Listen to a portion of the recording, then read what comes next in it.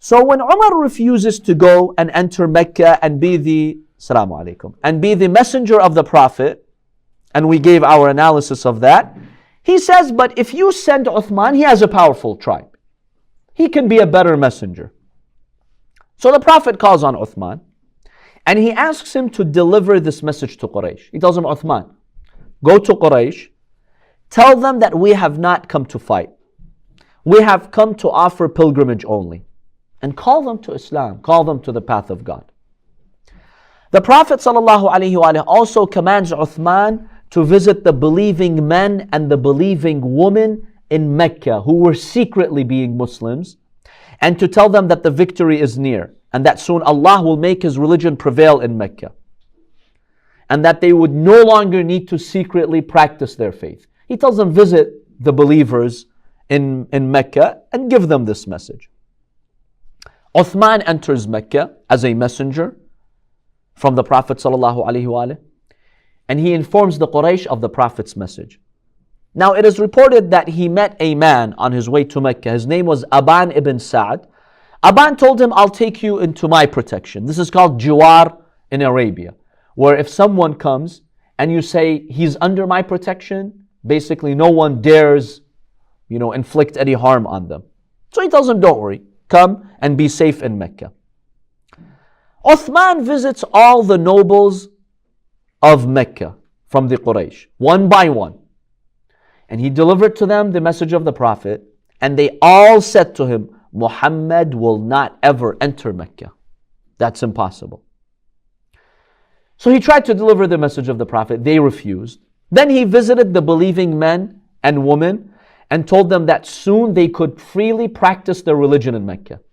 So he gave them the good news that Islam would soon prevail in Mecca. They became very happy, and they asked him to convey their salam to Rasulullah sallallahu alayhi wa. You see how much the Prophet cares and how much empathy he had for his followers? He wanted to strengthen their hearts.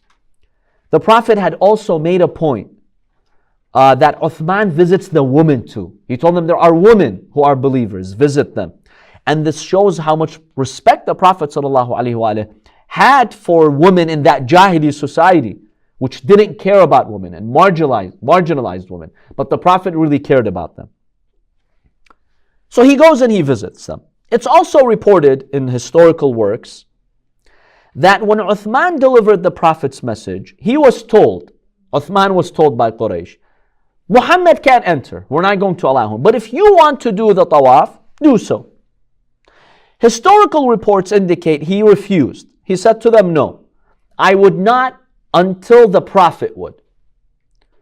And he stays in Mecca for 3 days. Now, why did Uthman refuse to do the tawaf? Maybe Muslims from other schools of thought have their own analysis, right? I honestly don't know. They claim, other Muslims from other schools of thought, they claim it was out of respect for the Prophet. I'm not going to do tawaf and the Prophet is blocked outside of Mecca. However, one thing that makes me doubt this is that later, as we shall see, when the Quraysh insisted on not allowing the Prophet to enter Mecca, and finally the Prophet at Hudaybiyah made a treaty with them, and he told his companions to get out of the ihram, let's just end the pilgrimage here and go back and shave. Uthman objected. Uthman objected. He did not like that.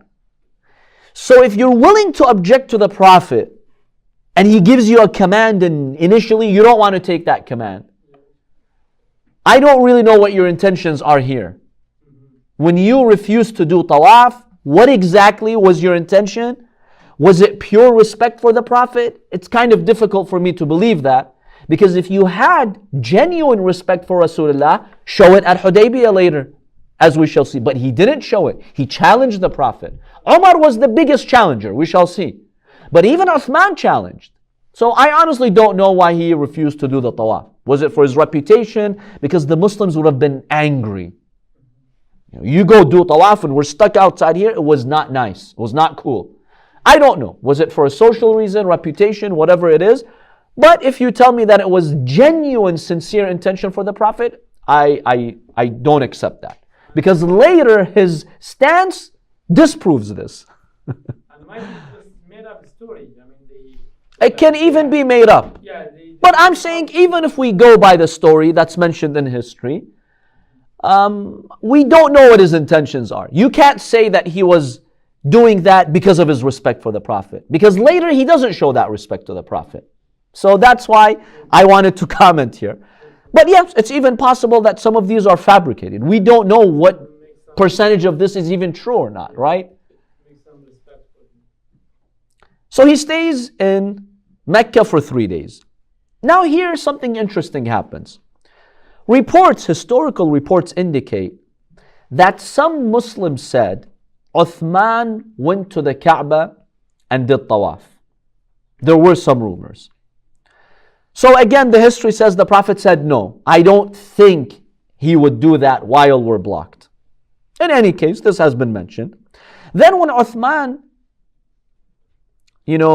returned later, he confirmed to them that, yes, I did not do the tawaf. The Quraysh invited me, but I refused to.